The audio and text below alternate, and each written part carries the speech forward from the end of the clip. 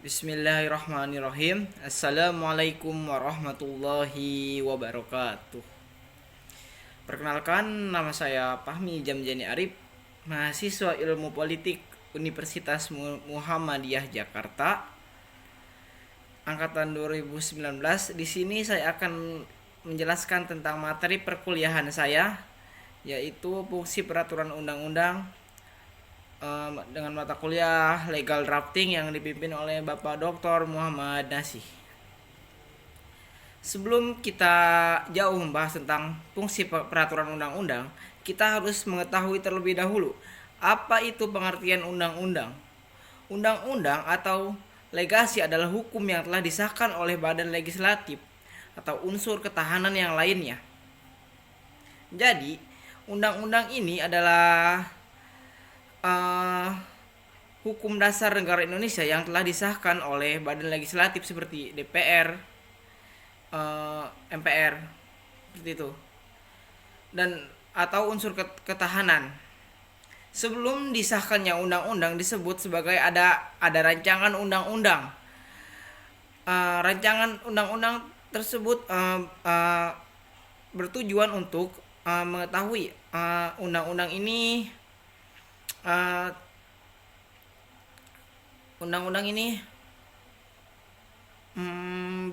cocok atau tidak, atau diterapkan di Indonesia. Undang-undang berfungsi untuk digunakan sebagai otoritas untuk mengatur atau menganjurkan untuk menyediakan atau menghukum dan memberikan dan untuk atau untuk mendeklarasikan atau untuk membatasi sesuatu.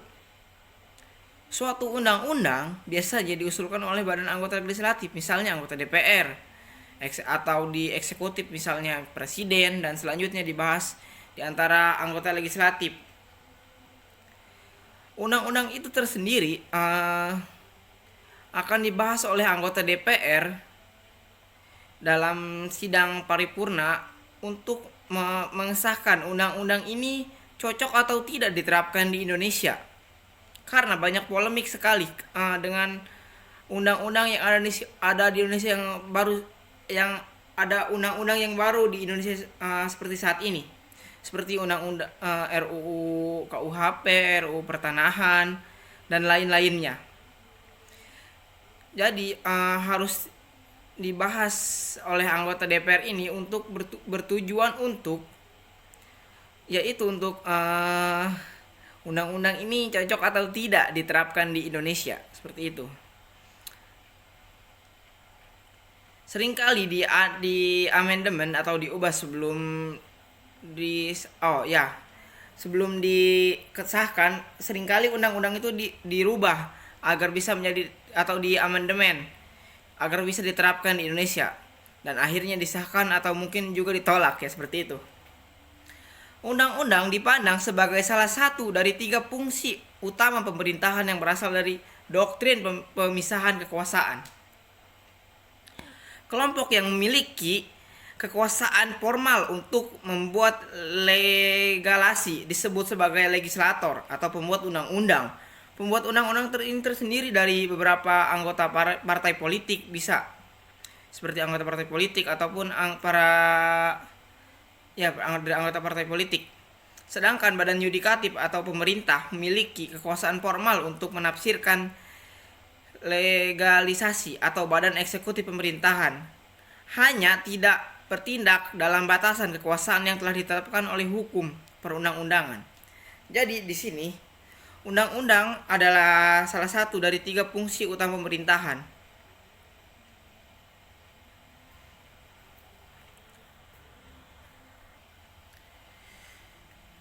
Nah, maksud dari sedangkan pemerintah yang mohon maaf, jadi sebagai legislator adalah pembuat undang-undang, dan sebagai badan yudikatif pemerintah memiliki kekuasaan formal. Jadi pemerintah hanya menjalankan undang-undang yang telah disahkan oleh DPR untuk diterapkan di kehidupan bermasyarakat. Tapi seringkali di undang-undang di Indonesia ini yang baru banyak sekali polemiknya, seperti undang-undang pertahanan itu yang mengandung beberapa kontroversi, dan undang-undang RKUHP yang mengandung kontroversi yang kemarin di demo oleh mahasiswa. tanggal 23 Desember 2019 kemarin itu. Adapun fungsi pengertian perundang-undangan yang akan kita bahas kali ini juga selanjutnya.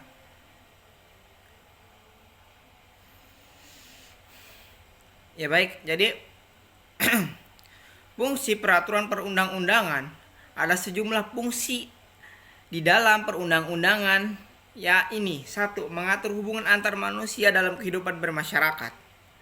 2. Menjaga dan melindungi hak-hak dan warga negara. 3. Menyelesaikan masalah atau sengketa secara adil. 4. Mengatur jalannya pemerintahan negara. Jadi sini saya akan menjelaskan tentang apa itu mengatur hubungan antar manusia dalam kehidupan bermasyarakat.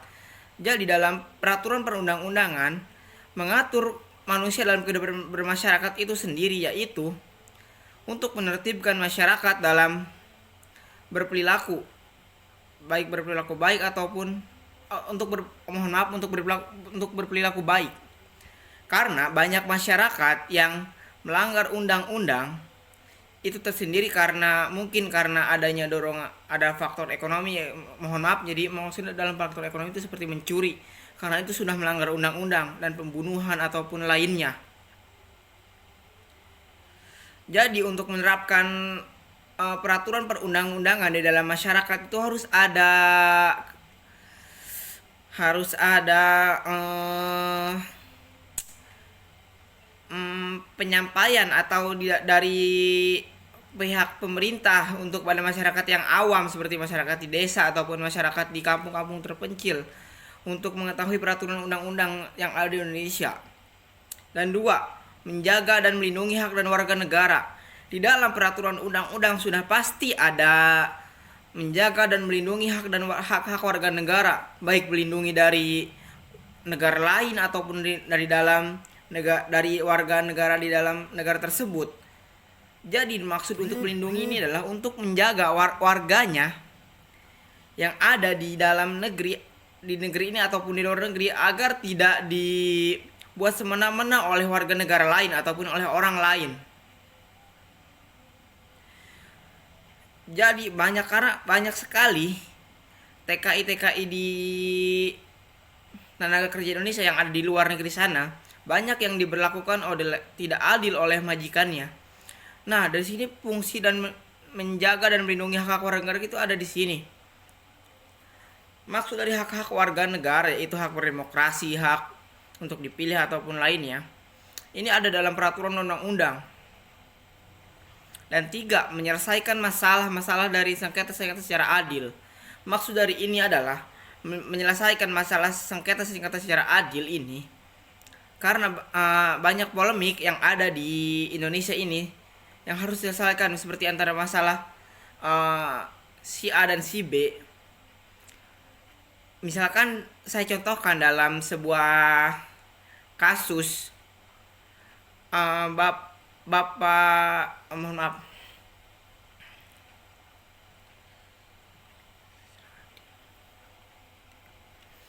Maksud dari menyelesaikan masalah sengketa secara adil adalah dengan tidak adanya pihak yang dirugikan atau diuntungkan.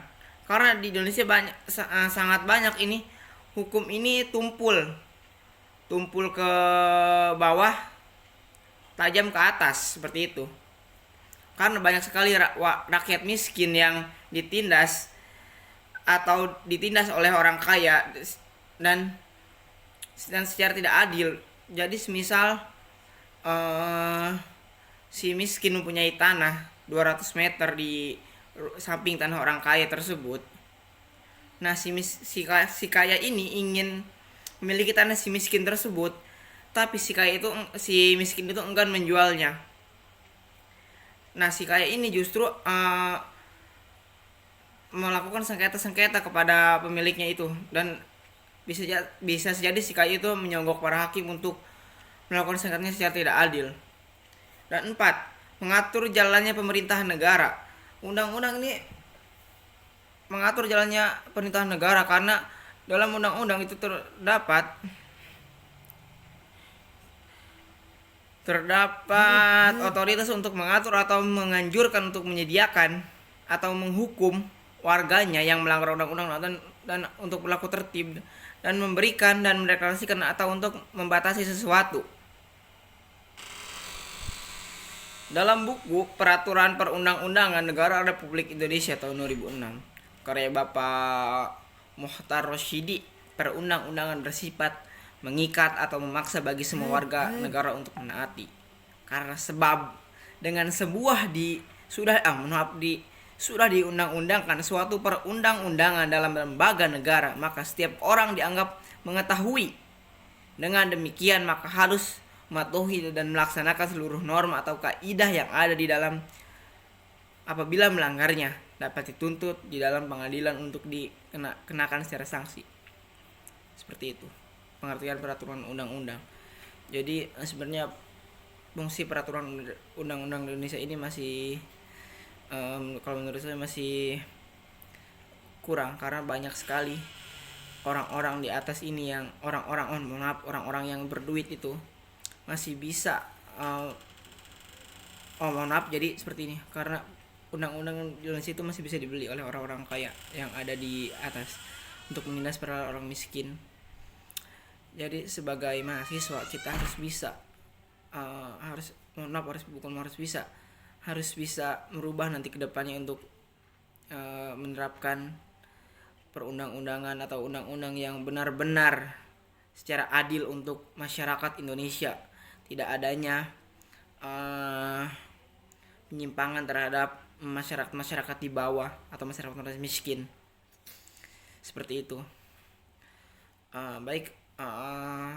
Sekian dari saya. Bila ada kesalahan ataupun salah kata tentang materi fungsi peraturan undang-undang yang dibawakan oleh Fahmi ini, mungkin agak sedikit gugup karena belum terbiasa gitu ya.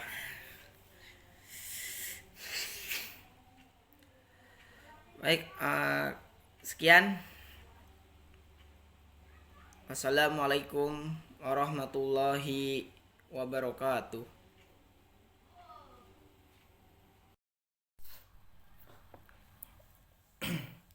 Adapun yaitu dari pembentukan peraturan perundang-undangan yang baik harus memenuhi landasan formal konstitusional dan landasan material. Konstitusional ini adalah landasan formal. Landasan konstitusional dimaksudkan untuk memberikan legitimasi atau prosedural terhadap pembentukan negara peraturan perundang-undangan. Sedangkan landasan material atau konstitusional dimaksud untuk memberikan tanda bahwa peraturan perundang-undangan yang dibentuk merupakan penjabaran dari pasal-pasal Undang-Undang Dasar Negara Republik Indonesia tahun 1945. Itu adalah landasan forum konstitusional dan landasan material konstitusional. Jadi pengertian peraturan perundang-undangan menurut pasal 1 angka 2 Undang-Undang Nomor 12 Tahun 2011 tentang pembentukan peraturan perundang-undangan adalah peraturan yang tertulis membuat norma hukum yang secara mengikat secara umum dan dibentuk dan ditetapkan oleh lembaga negara ataupun pejabat yang berwenang melalui prosedur yang ditetapkan dalam pembentukan peraturan perundang-undangan.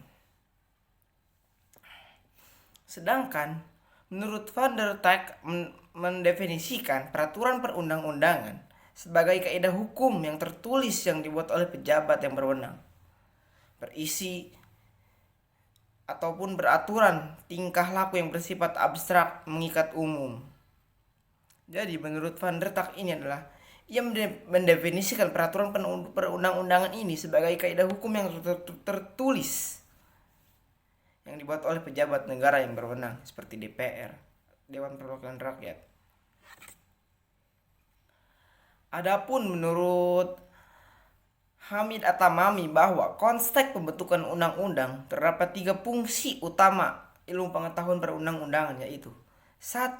Untuk memenuhi kebutuhan hukum kehidupan bermasyarakat, berbangsa, dan bernegara senantiasa berkembang. 2. Untuk menjabatani lingkup hukum adat, hukum dengan hukum yang tertulis ataupun lainnya. Dan ketiga, untuk memenuhi kebutuhan kepastian hukum tidak tertulis bagi masyarakat. Ada 3 landasan yang harus dibentuk dalam peraturan pembentukan undang-undang, yaitu landasan filosofis, landasan politis atau sosiologis, dan landasan yuridis.